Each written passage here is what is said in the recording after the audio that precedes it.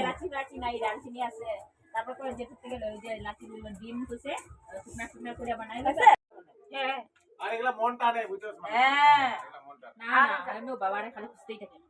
বাবা এসে যে এখানে সারা বাথরুম টুম খুঁজেছে, আমি গিয়ে দেখি বাইরে কি করে না এখানে। ও কাকুরে খুঁজে আর কানেও শুনে না করবো করে কি দিকে তো পুষকে কানে মানে পাকাই দিব একদম।